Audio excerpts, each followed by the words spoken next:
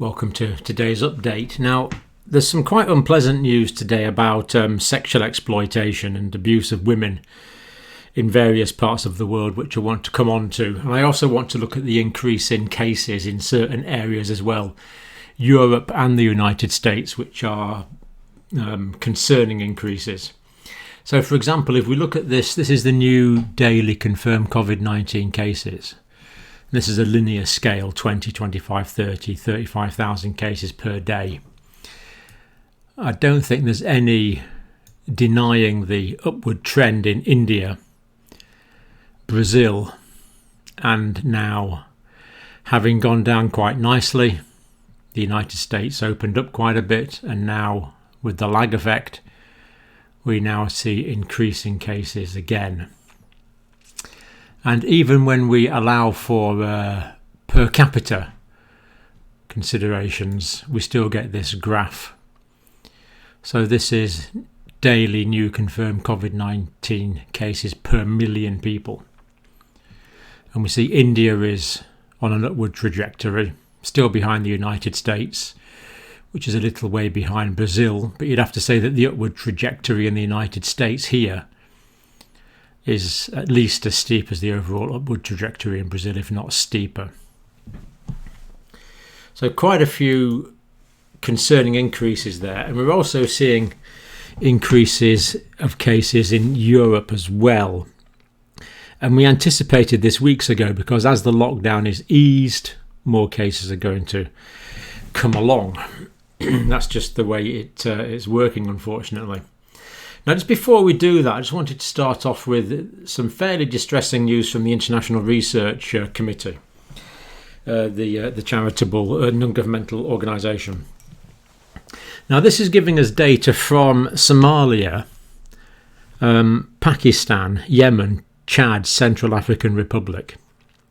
International Rescue Committee data.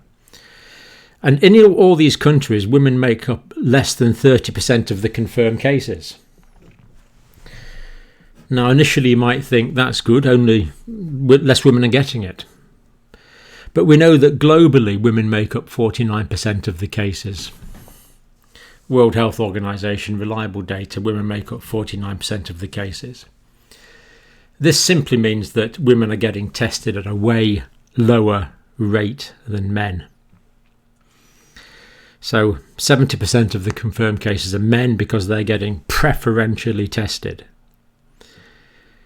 Now, how do we explain this? It's kind of difficult, but it just seems that the women aren't worth testing. That's the impression I get as an outsider. Let's hope I'm wrong, but women certainly aren't being tested as much as men. Men are preferentially being tested in all of these countries. Women in these countries are significantly more likely to be carers or healthcare workers, therefore actually more likely to be infected. So in these particular countries, Pakistan, Somalia, Yemen, Chad, Central African Republic, I would actually expect women to make up more than 49% of the cases, meaning they are increasingly disproportionately excluded from testing. And another thing the International Rescue Committee has reported is a major increase in the rate of female genital mutilation, which of course is one of the vilest forms of gender-based violence in the world, where baby girls have parts of their genitalia removed. I'm not going to go into details. Increased numbers of forced marriages are also being reported, again largely based on International Rescue Committee data. So women are suffering severe consequences of this pandemic in various countries, and I did feel that needed to be said, and those countries needed to be called out. Again, more IRC data. February to March 2020, there was a 50% decrease in reports of sexual violence and abuse in Bangladesh, and a 30% reduction in cases in Tanzania. Now, at first you might think this is good, 50% decrease in Bangladesh, 30% decrease in Tanzania. But the International Rescue Committee believes that this is purely due to the fact it's not being reported. So this pandemic of sexual abuse and sexual violence is now being underreported. Iraq, I don't know if the problem's particularly severe in Iraq or not, but nearly 2 months without a reported case of sexual violence reported to the International Rescue Committee authorities in Iraq. And again, that's clearly due to lack of reporting. And they say that for every 3 months of lockdown, there will be an additional 50 million cases of gender-based violence. This is an indictment on humanity, that we allow this to continue. Now, it's bad anyway. We know this is a problem anyway, especially in some of these countries that I've mentioned and in other countries that could be mentioned. But it's getting worse as a consequence of the pandemic. The IRC team in Kenya reports an increase in 20%, but the IRC team, the International Rescue Committee team in Kenya, is still getting good reporting, and in El Salvador. So where good reporting is available and good statistics can be compiled, we see an increase in Kenya of gender-based violence and an increase in El Salvador of gender-based violence and women seeking services. So another example really of a global problem which has been tolerated too long and yet is being exacerbated by the pandemic. So while that's not directly about the pandemic, it is a cause. It is exacerbated by the pandemic. So it seemed appropriate to bring that up. And this is something that really needs to be addressed in every country. That pressure is put on these countries where this abuse is so endemic, because it's not acceptable. Now, Ischgl is a town near Innsbruck, ski resort near Innsbruck. Now, way back at the start of this pandemic, this was kind of a little epicenter. People flew back here from Singapore, and they started their own little cluster, and then it went on to the UK and other parts of Europe. And it's the highest seroprevalence ever shown in a study.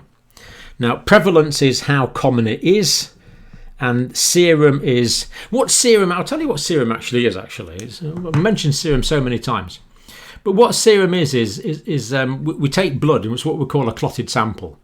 So you just take it's normally about 7 mils, 8 mils of blood, sometimes as much as 9 or 10 in a bottle, and that's called a clotted sample. And you just let that clot, and then that goes off to the lab. And on the way to the lab, or within minutes of taking it, the blood starts clotting, and that uses up all the clotting factors in the plasma, in the liquid part of the blood, and it clots all the blood together. Then what they do in the lab is they stick it in a centrifuge, and it goes bzzz, and it centrifuges it. So what you get is all the blood and the clotted components go to the bottom, and the supernatant is the serum. It's a strawish coloured serum. If you look on some of my videos on blood, you'll see some.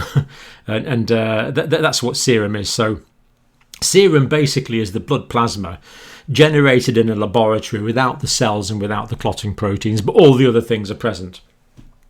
So, for example, the antibodies are present. So that's what we mean by serum. So it's the plasma, really, part of the blood that's been generated in the lab by these clever technicians that do this sort of thing. Now, to get back to the point, in the serum of the people's blood that they'd analysed here, 42.4% were antibody positive. So 42% of the population of this smallish town near Innsbruck in Austria have been exposed to the virus.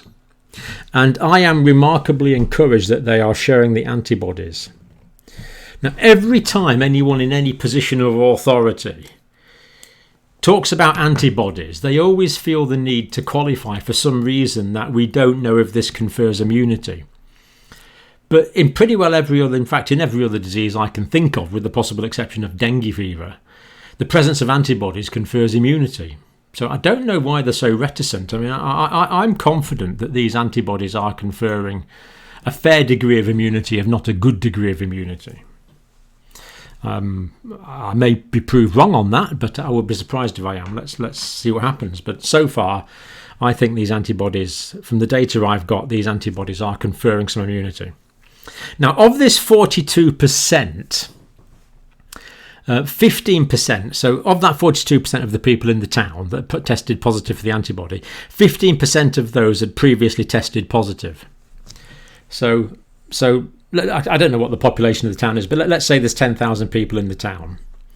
So that means 4,200 and I think that's right. 4,240 tested positive. Of that proportion there that tested positive, only 15% of those had only previously tested positive to the antigen test. So that's the antibody test. Only 15% had previously tested positive. So in other words, of these 4,000 odd people in the village that turned out to have been exposed to the virus, only 15% of this number bothered getting tested before, thinking that they might be sick. In other words, 85% did not notice or were not sufficiently concerned about their clinical features to go for antigen testing.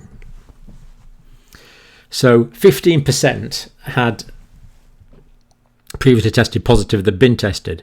So 85% did not notice that they'd had infection or just dismissed it as a minor cold.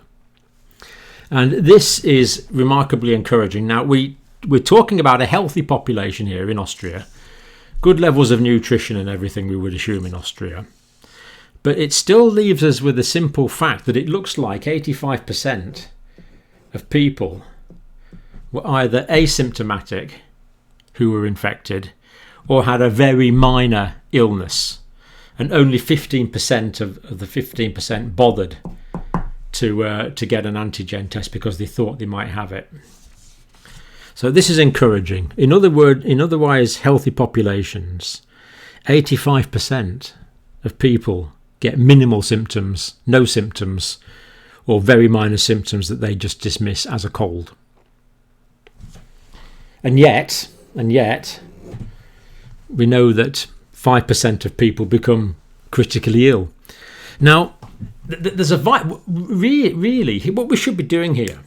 So we have this information that most people get a very mild illness and some people get a severe illness. What we should be going absolutely flat out to do is work out why the heck this is.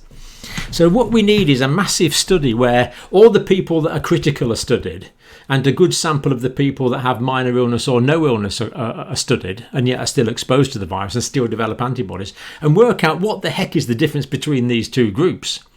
Because if we work out why people were getting a minor illness and that was something we could correct, vitamin D may come into that, then we could just turn this in from a major global pandemic that's killing lots of people to something fairly minor, because what we will be doing is shifting people from the 15% group that get sick into the 85% of people that don't get sick, if we knew why the heck these weren't getting sick and these did. And no one seems to be flat out studying that. I really don't understand that. That's such an obvious thing to do. So let's hope someone's onto that. Now, I put in Greater Lisbon here, but there's 30 European countries now. Let's just say that again. The World Health Organization have identified there's increasing cases now in 30 European countries. So as a result of the easing of the lockdown in many European countries, more cases are now coming to the fore. There's now increased levels of transmission, as indeed is the case in the United States.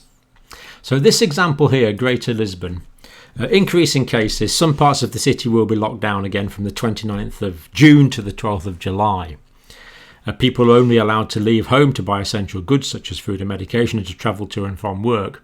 In other words, the lockdown is going to be reinstigated. Now, it's actually not in central Lisbon. It's the sort of area round about Lisbon in Portugal, of course. And so selected areas are being closed down because they have the highest incidence. So again, what we're kind of seeing here is what we might call smart lockdowns.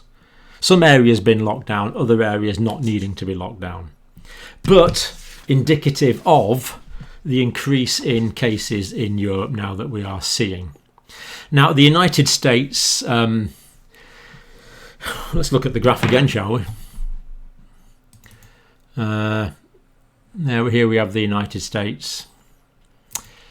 This is the increase here, very sharp increase on this linear scale diagram. So there's no jiggery pokery in this. The cases are dramatically going up. The new daily cases are going up in the States at a rapid rate. And we did anticipate this weeks ago when the lockdown measures were being eased, when social distancing rules were being ignored for different reasons. But we did anticipate this, and now it's happening with this delay. So what we've seen is the easing of lockdown, things like demonstrations on the streets, lack of social distancing, ignore the virus and it'll go away, don't worry about it. That was the kind of approach that was taken in some areas, not all by any means, not all, but by some. So what we see then from the easing of the restrictions, we are now seeing increasing cases 2, 3, 4 weeks later. I was getting emails last week from the States saying, where are the great increasing cases that you predicted when you were talking about the lack of social distancing? And the answer is they were incubating, that they were just coming, that they were just here waiting to come, and now they're coming. That's the answer. So what this also means, of course, is that in another 2 or 3 weeks' time, the death rate is going to increase steeply as well. So we have the social spread, we have the incubation period, then we have the increase in cases, and then in the next few weeks, we're going to get the increase in deaths as well. It is quite inevitable because of these percentages of critical cases that we know about. So this is the trend that we see. So that was, I think that was yesterday, that was the day before. So we're seeing about 36,000 new cases a day, basically getting on for 2.5 million new cases. Now, serological data from the Centre for Disease Control indicates that the real number in the United States is about times 10 that. So it looks like somewhere over 20 million people in the United States have been infected. Now, 20 million people is a lot of people, but it's still nowhere near the 60 or 70% that would be required of the 330 million population for herd immunity to develop. Let me tell you exactly what this means in clear terms. We are still near the start of this pandemic. The United States is near the start of this pandemic. The United Kingdom is near the start of this pandemic. Only a minority of people have been infected and therefore will hopefully have some degree of immunity. Now, in places like New York, it's about 20%. In London, I'm not quite sure what it is in London. It's 1 in 7, whatever that is in terms of percentages. So in some areas we see more cases, but even in New York, 20% is nowhere near enough to get herd immunity. So the possibility of resurgence of spread in New York is there. And it's a simple fact, we are still near the start. After all this time, we are still near the start of this pandemic. Because in the United States, there's 310 million people who have no immunity to this virus whatsoever and are therefore very prone to getting this virus. Because only 20 million people in the United States have had this virus. So 310 million to go. Can you see how near the start we are? We're 20 million in, 310 million to go. That's how near the start we are in the United States, as an example. But it's basically the same everywhere. We are still near the start. People are getting bored. I know that. Less people watching my videos. I understand that. But we're still near the start of this pandemic. Deaths in the United States will be increasing to 150,000 again, according to the Centre for Disease Control, shortly in the next month. Already the confirmed deaths are 122,238 last time I checked, and they will be increasing. And the rate of increase will be steeper because the rate of increase will follow the same line as this, the rate of increase in deaths, albeit with a delay. I don't really see any way around that because of these increasing cases. Now, late April, the peak was 36,000. So basically, the United States is back up to the same number of new cases per day as it was at the peak in late April. It's back up to that level now. CDC predicts increasing deaths. Now, hotspot states. Where are things worst at the moment? The places identified as being worst at the moment are, with the most increasing cases, are Washington State, Utah, Arizona, Texas, Arkansas, Alabama, Florida, North Carolina, South Carolina. And these states, people from these states are not allowed to travel to New York and several of the New England states who had a lot of cases earlier on without going through 14 days quarantine once they got to New York or the New England state. So what we're seeing is areas where there's a lower prevalence. So New York has many less cases now, but they realise that still 80% of their population could potentially get this virus. So they are introducing interstate quarantine restrictions. And that does make perfect sense, actually. And we always said this, that different states would have different peaks and troughs at different times. Florida, many new cases. Now, this is concerning. Rapid transmission in 18 to 34-year-olds reported by the governor of Florida. Got a report, an email from Florida today saying most Floridians are still not wearing masks. Don't know how accurate that is all over, but in this particular town where my respondent wrote to me from, most people aren't wearing masks. Now, 18 to 34-year-olds. Now, tragically, there can be deaths in this age group. In the news just yesterday, there was a 17-year-old girl tragically died. There can be deaths in this age group, but the probability is way, way less. The bigger risk here is that these are going to take it to their parents and to their grandparents, who will have a much higher mortality and much higher case fatality rate. So these people are spreading it. This is the problem. They've kind of become a super spreader generation. California, 29% increase in hospitalizations in the last 2 weeks. Things are getting full. Texas pausing further reopening. Recent increase in COVID-19 cases and hospitalizations. The governor of Texas is pausing further reopening. He's not going back and reimposing restrictions, but he's not allowing further reopening. North Carolina, masks are mandated. People can be charged with trespass if they refuse to leave a business and don't have a mask on. So people have to wear masks as a condition of going into shops, which is good. Now, just another side effect here. War on plastic. You know, the seas are inundated with plastic. Apparently there's more plastic getting into the sea. And there's fatbergs. Now, fatbergs are a new phenomenon. They occur in sewers where fat mixes up with other things, and apparently fat's mixing up with face masks, gloves and wipes, clogging up sewer systems in the United States after they were flushed. So don't flush these things down the toilet. Dispose of them hygienically in normal bins, in plastic bags or whatever, but don't flush them down the toilet. Things are getting clogged up. And the last thing we want at the moment is problems with sewage contamination. Now, the United Kingdom, new cases per day according to the COVID symptom tracker app. About 1 million people are filling that out. Now, the downward trend, so the UK has had a downward trend in new cases for some weeks now, and that's now flattened off. So what we had is, in the UK, we had great increase in cases, of course, in the UK.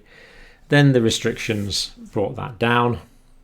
It was coming down nicely, and now we're kind of see a flattening off of new cases. So what we'd hope for is to carry on going down, but they haven't. They've kind of flattened off. So we're getting about 3,500 new cases per day in the UK. So the Office for National Statistics are making that claim of the flattening downward trend. In other words, the trend of new cases is no longer going down as it was. And they're doing that from that they do a community-based antigen survey. So they go to random households around the country, they test for the presence of the antigen, they test for the presence of the virus. From that, they infer the number of people infected in the country at any one time, and it's no longer dropping off nicely as it was, it's flattening out. Clearly that means it's got the potential to start going up again. Clearly it means that. 5% of the population is 3.33 million in the UK, and that's probably the number that have been infected. So still 62, more than 62 million people in the UK waiting to be infected. But about 3.3 million people already infected in the UK. Deaths, 43,314. Now, pubs, cafes and restaurants can apply for pavement trading licenses. Sidewalks, pavements are sidewalks. So in other words, in summer months, and there's no reason why people shouldn't spill onto the pavement. All you've got to do is get rid of a few cars and we'll have loads of space in our cities. Makeshift stalls, tables, umbrellas, barriers and heaters if granted permission by the local authorities. So that's good, and this is consistent with the government plans which want to move to, the ministers want to move to al fresco outside dining. That sounds great. And you know, the idea of people just sitting around having drinks and having meals and things in the middle of cities that used to be too crowded with cars. If you take the cars out of half the streets or whatever, you'd have loads of spaces for tables. It could be really lovely because we can eat outside. The risks outside are so much less, and social distancing can be respected because we can spread out. They did that in New Zealand, and that was really successful in New Zealand. So let's copy that New Zealand model. Now, a couple points of national disgrace. No other way to describe it. Brixton. 22 police have been injured in riots. This is just outrageous. If you're in Brixton and you were involved in this, that is outrageous behaviour. We are in the middle of a pandemic. We don't want riots. 22 police injured. Completely unacceptable. Simple as that. Unacceptable. Packed beaches in Dorset. Now, this is more understandable. That the weather in the UK has been brilliant for the last couple of days, and the beaches in southern England were packed, and I think it was in Dorset the authorities declared a state of emergency because there were so many people there. Now what that means is all the emergency services in the hospitals stop all other work and just focus on that one thing because they're concerned about that. So understandable. And to be fair, all the people on the beach there will have been making vitamin D, presumably. And also, to be fair, outside is much less risk than inside.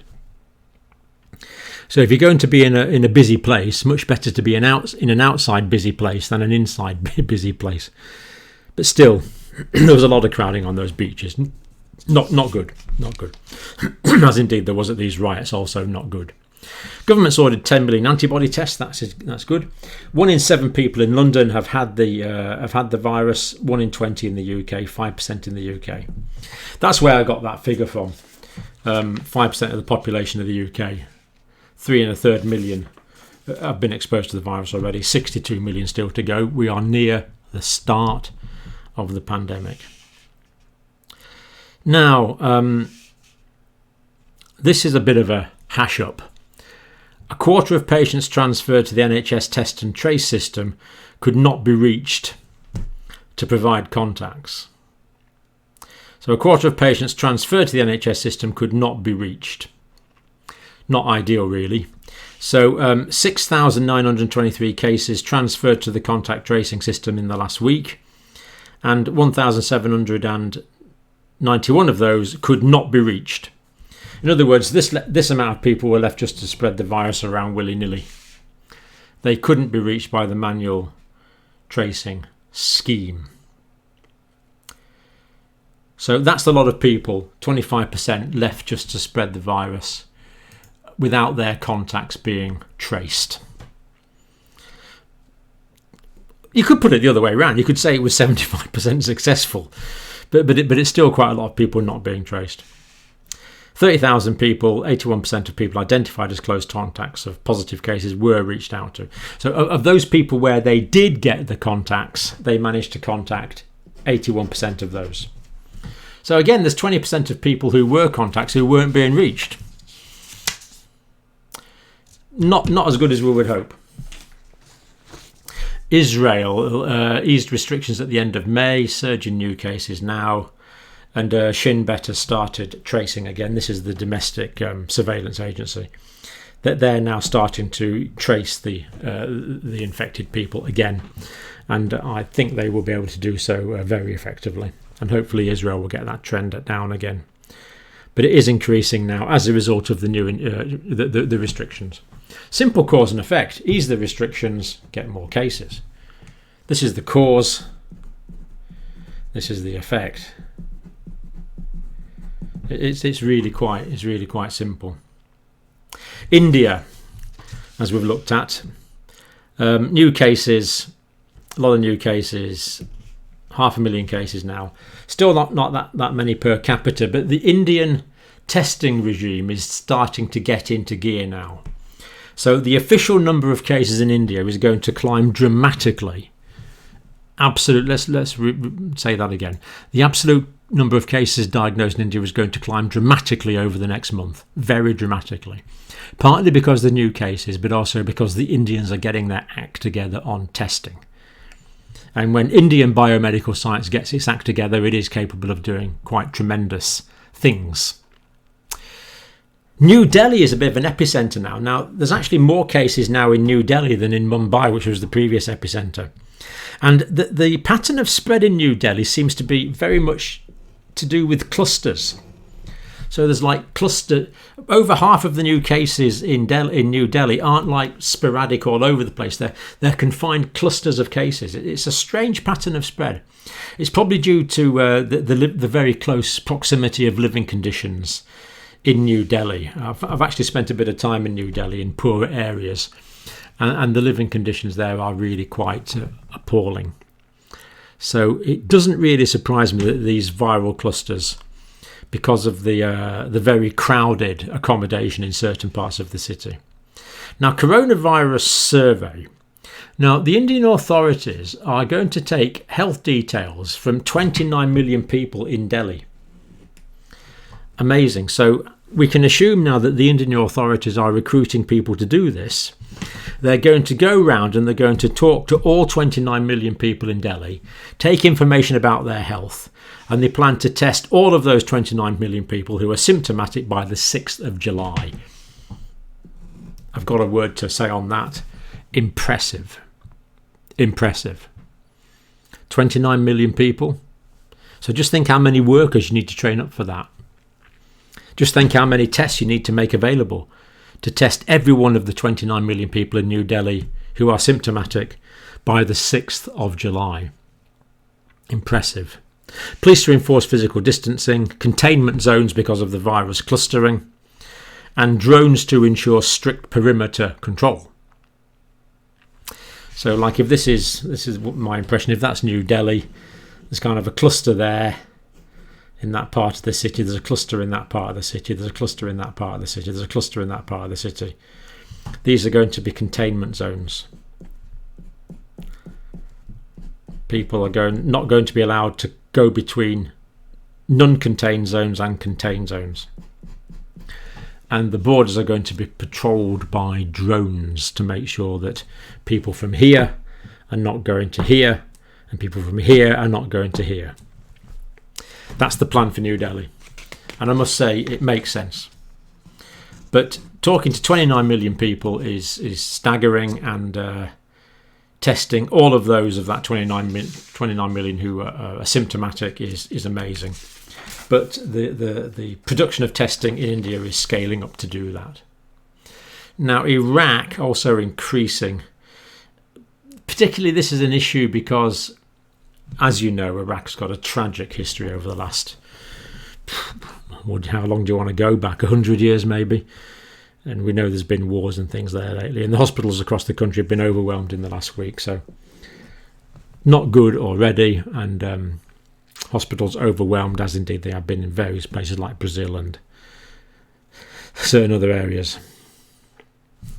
Now, New Zealand had eradicated the virus, but there's people from New Zealand who live in New Zealand going back, and there's about 12 cases a week from returners. Now, they had let some people out who returned for compassionate grounds out of quarantine early, but they've now put the military in charge of quarantine areas now, so that's not going to happen anymore. So even although we can expect about 12 positive cases per week in New Zealand from people returning, I am highly confident that the New Zealand authorities will be able to contain that spread. Let's see what spring in Oregon is up to. So spring has this organisation in where have I just said? Oregon, that's right. Love Your Neighbour project.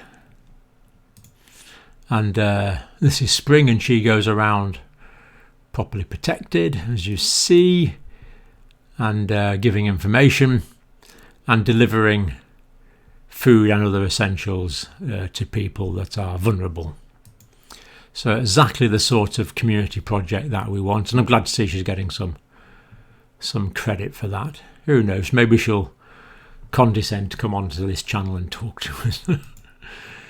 Now, let's just look at a few people today before we finish. Okie dokie. So we've got Ali and Les in Anglesey, just off the North Welsh coast there. Lovely part of the world. Glad you're watching there.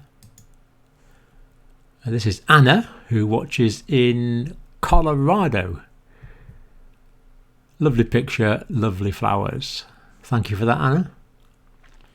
Thank you for watching in Colorado. This is Michael, who watches in California, who makes masks, and very nice looking masks, I must say they are, Michael. And that's another one of your masks with a oceanic theme. In fact, they've all got an oceanic theme. I think you're a man who loves the sea. But they'll do the job. This is Moses and Marie, who are truck drivers in the I've forgotten where you are. Yeah, I know you're in the States somewhere, Moses and Marie, anyway. But I've had quite a few messages from truck drivers who watch on their mobiles when they're hopefully not when they're driving, but when they stop driving. It's great to know you guys are watching, and thanks for that, Moses and Marie. Great picture. And that's us for today.